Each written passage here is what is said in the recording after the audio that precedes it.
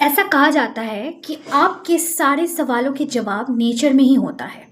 ऐसा आपने सुना ना कि अगर आपको कोई कन्फ्यूजन हो रहा है, अगर आपका दिल अच्छा नहीं लग रहा है, अगर आपका तबीयत सही नहीं लग रहा है, जाके नेचर में घूम आओ, जाके किसी विलेज में चले जाओ, जाके किसी पहाड़ों में घूम आओ, जाके किसी बीच के सामने चले जाओ, पानी के सामने चले जाओ, आप ऑटोमेटिक अच्छा फील करने लगोगे।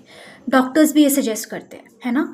यानी कि सारे आंसर्स नेचर में ही होते हैं, सारे प्रॉब्लम्स भी नेचर से आते हैं, सारे सवालों के जवाब भी, सारे आंसर्स भी, सारे सल्यूशंस भी नेचर से आते हैं।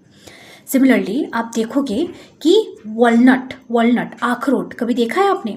आखरोट का देखना खोलते ही ना वो आपके ब्रेन जैसा दिखता है ना, उसका शेप आपके ब्रेन के समान होता है। तो इसीलिए कहा जाता है कि अगर आप आखरोट खाते हो ना तो आपका ब्रेन की जो शक्ति है उसकी वृद्धि होती है, आपका ब्रेन बहुत तेज़ होता है। अगर आपका ये सवाल था कि ब्रेन को तेज़ कैसे करे, क्या खाना चाहिए, देखा नेचर से ही मिल गया ना। सवाल भी नेचर ने क्रिएट किया, जवाब भी नेचर ने दे दिया। एक ऐसा ही जवाब मुझे नेचर से मिला।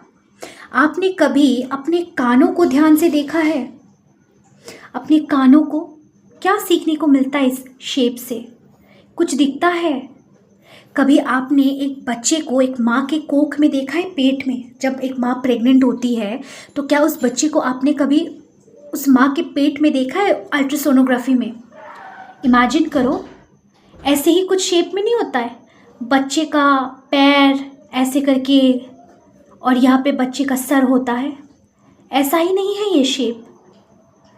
थोड़ा और इमेजिन ताकि कर पाओ, मैं आपको एक पिक्चर दिखा देती हूँ। देखा, आपका कान आपके शरीर के लिए एक वुम्ब जैसा काम करता है। वुम्ब यानी कि माँ का कोख।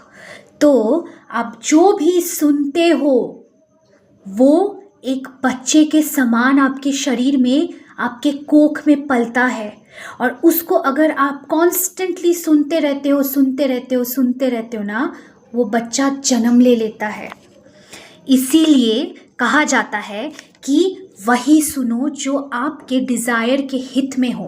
किसी की बुराई मत करो। बुराई कर रहे हो, बुराई सुन भी रहे हो, और सुन रहे हो तो बच्चे को कोख में रख रहे हो, और वही बुराई को जन्म भी दे रहे हो। देखा नेचर में कैसे सारे सवालों के जवाब होते हैं।